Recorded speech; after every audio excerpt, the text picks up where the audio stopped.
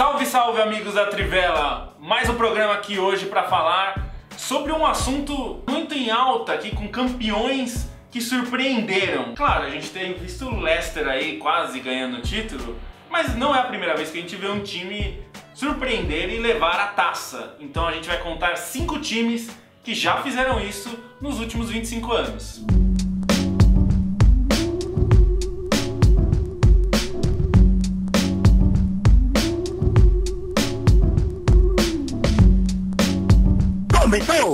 Então o primeiro time que nós vamos falar é a Sampdoria da temporada 90-91, né, Felipe? Foi um time que surpreendeu porque era um time considerado mais copeiro, né?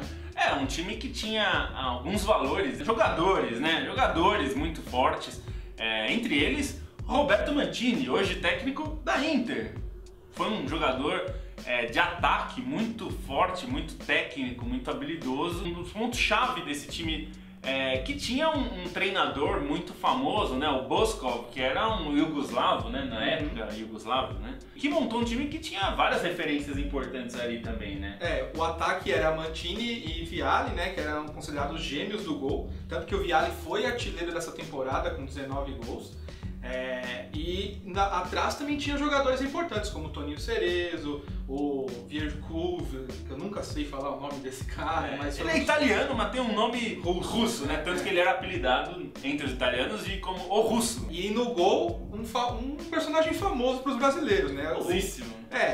O novinho Gianluca Pagliuca, né? Que beijou a trave em 94, nunca podemos esquecer disso. Quase tomou um gol do Mauro Silva na final de 94, mas o Pagliuca, que foi um grande nome, né? Jogou Copa do Mundo e foi importante ali no futebol italiano, numa época que o futebol italiano era muito forte, era o melhor do mundo. E esse time, como o Éder falou, ficou conhecido como um time copeiro, porque ele, 2 temporadas anteriores ao título, ele ganhou a Copa da Itália. E uma dessas Copas Itálias o levou à Recopa, que era o torneio da UEFA, que hoje não existe mais, que reunia os campeões das Copas nacionais. E a Recopa era um torneio de muito prestígio na época, né?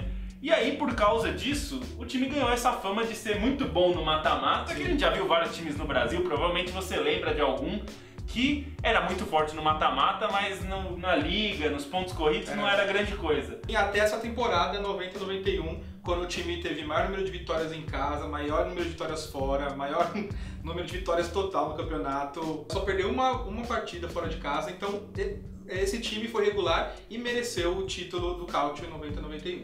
Pensa bem, uma derrota fora de casa é muita coisa. E depois do título italiano, foi jogar a Champions League, a primeira Champions League, e quase levou o título, perdeu na prorrogação pro Barcelona, né? Barcelona do Cruyff.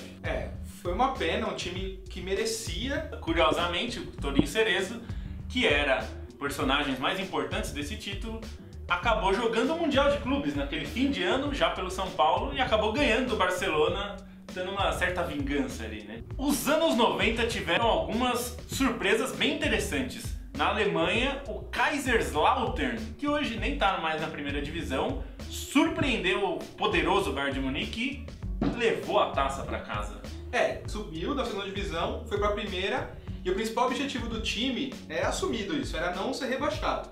E para isso contou com a volta do suíço, o Sforza, que já era do time antes, e ele voltou para liderar o meio-campo e ser capitão.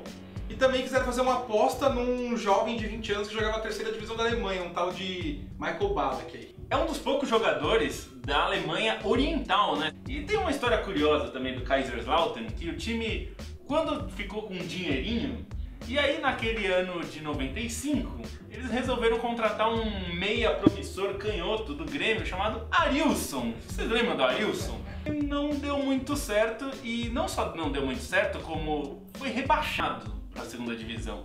Então é muito doido, porque o Kaiserslautern conseguiu a façanha repetida no Brasil pelo Palmeiras depois, de ser campeão da Copa Nacional e ser rebaixado no mesmo ano. Outro brasileiro apareceu no time depois, Ratinho. E tem algumas coisas curiosas do Kaiserslautern. Se você lembrar da Copa de 54, Fritz Walter, que era o grande craque do time, ele era do Kaiserslautern. Os 2 primeiros títulos da história do Kaiserslautern foram com o Fritz Walter, numa época pré-Bundesliga ainda. E no título, em 98, Ele assistiu, ele tinha 77 anos na época, ele já estava bastante doente.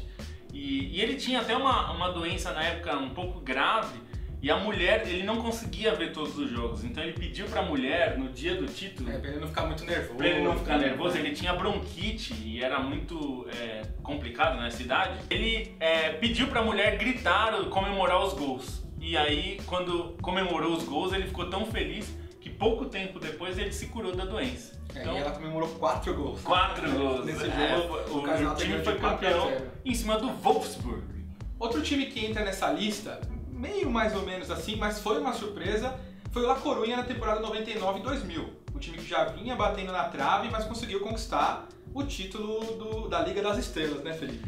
Uma liga que tinha bons concorrentes, né, bons times. Não tinha ainda essa força tão desequilibrada entre Barcelona e Real Madrid. O La Coruña tinha chegado perto de ser campeão em 94, já com Bebeto, já com Mauro Silva, que era também outro dos grandes jogadores, e o Donato, que até se naturalizou, né?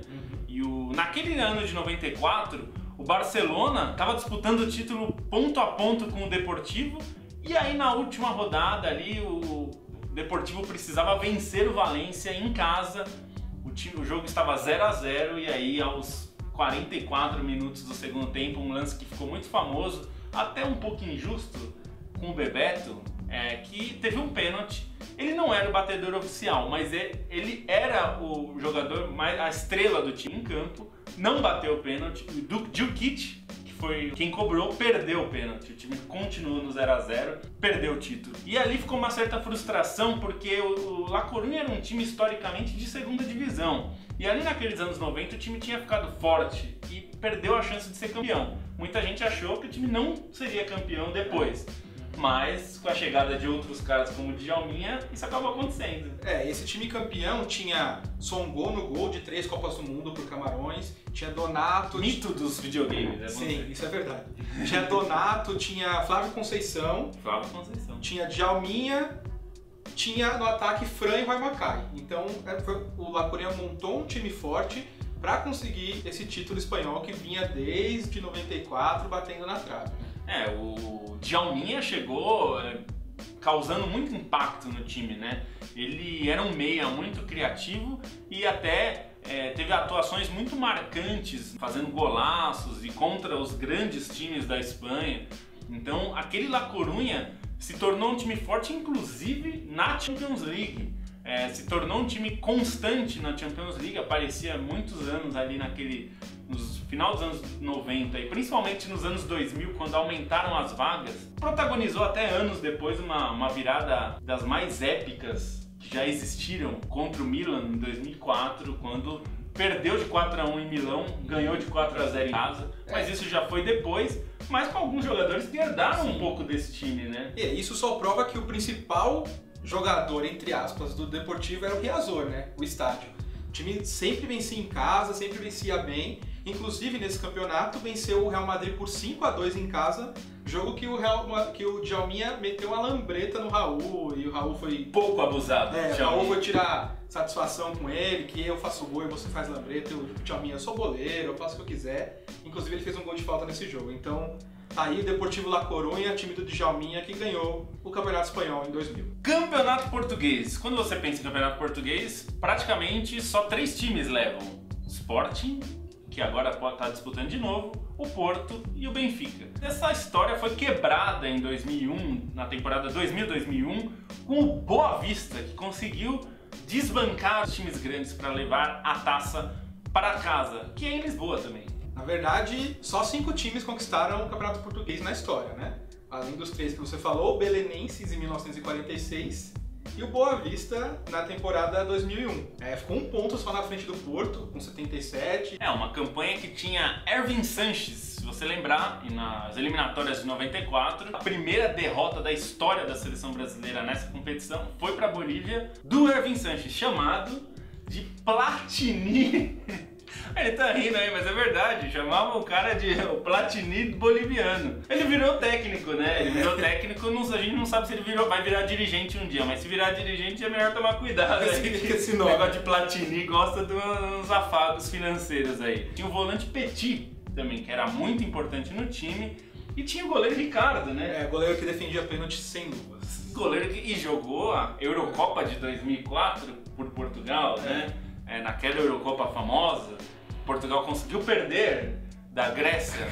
Esse Boa Vista conseguiu uma fação importante, mas até tinha brigado pelo título em 2 temporadas anteriores. Chegou a ser segundo colocado, né? Sim. Em 98 e 99 perdeu para o Porto. Mas essa boa fase, esse bom time, não durou muito tempo, né? Acabou sendo rebaixado anos depois. É o que marca clubes empresa, né? O Boa Vista é um clube empresa e ele tem como meta observar jogadores pelo mundo, no Brasil inclusive, contratar barato e vender caro, né? É a meta do time. Na maioria das vezes acontece isso, o time faz temporadas boas e aí começa a fazer temporadas ruins e acaba sendo rebaixado. E até hoje foi o último campeão inédito do Campeonato Português, que agora voltou a ter 3 times disputando, era só 2. Hoje o Campeonato Francês é dominado mesmo, pelo PSG, que ganhou o campeonato com 8 rodadas de antecedência. Antes do PSG começar essa hegemonia na França, havia vários campeonatos franceses com campeões diferentes. Foram 7 campeões seguidos diferentes. O último desses foi o Montpellier. Montpellier que conseguiu desbancar o próprio PSG no seu primeiro ano como milionário, né? Novo rico, né? Novo rico. Na temporada de 2011 e 2012, o PSG recebeu o aporte financeiro lá, começou a formar um time forte, inclusive contratou o Pastore por 43 milhões de euros. Um time humilde, né, que é o Montpellier, conseguiu desbancar o PSG nessa temporada e conseguiu ser campeão com 50% do elenco formado na base do clube. Assim como o Chelsea, lá no começo, em 2003, 2004, quando o milionário, no caso os qatarianos, assumiram, não foi de cara que o time tinha 11 estrelas. As estrelas foram chegando aos poucos. A grande estrela do PSG nesse momento era o Nené. Nené, agora no Vasco, era o grande jogador e foi o artilheiro do campeonato junto com um dos principais destaques do Montpellier. Que é o Giroud, que hoje é atacante do Arsenal. Os dois foram artilheiros com 21 gols. E Giroud foi o principal nome desse time do Montpellier, que ainda tinha um zagueiro brasileiro muito famoso, todo mundo conhece, Wilton. Olha só, o Wilton. Ele não ganhou fama aqui no Brasil, mas ele tinha uma carreira consistente na França, né? Passou por vários times franceses. Foi Bastia, o Lens, foi campeão francês pelo Olympique de Marselha. E nessa temporada que ele foi campeão com o Montpellier, ele até entrou na seleção do campeonato, como um dos melhores jogadores do campeonato francês. E nessa época o Giroud acabou ficando muito famoso, acabaria indo para o Arsenal depois, mas o melhor jogador do campeonato não foi nem de PSG, nem do Montpellier. Quem foi, Éder? Foi o jogador do Lille, que hoje é um dos principais jogadores do mundo, que é o Eden Hazard. Mas tem um ponto importante do Montpellier, que o Montpellier foi acusado pelos adversários de ser um time violento, é isso, Éder? Todo mundo falava que o Montpellier só ganhava o jogo na base da porrada. Pontapé, cotovelada, soco, não importava. O que importava era ganhar o jogo. Os adversários reclamavam muito, mas o time acabou sendo campeão desse jeito. Um pouco de choro, na verdade, dos adversários. O time não era tão violento assim, mas claro, é um time mais duro, né? Não era um futebol envolvente, um futebol pra frente, então acabou ganhando. O que importa é a taça que o Giroud beijou e virou o cara do time para ir pro Arsenal hoje e jogador da seleção francesa. Bom, pessoal, esse aqui foi mais um programa da Trivela aqui no YouTube. Muito obrigado a vocês que estão assistindo nossos programas, assinando o canal. Tá muito legal, os comentários a gente tá lendo tudo. Mande sugestões para nossas redes sociais, tanto pessoais quanto da Trivela, né, Felipe? Você tá vendo aí as nossas redes sociais, mas a gente tem o Twitter da Trivela, @Trivela, e você pode seguir a gente no Facebook, site Trivela também. Assine o canal, peça para os seus amigos assinarem, a gente quer ver mais de vocês aqui, mais sugestões, mais comentários, mais críticas, mais do que vocês quiserem, porque a gente quer ver o que você quer aqui com a gente. Valeu? Valeu, galera, até a próxima, tchau! Acabou!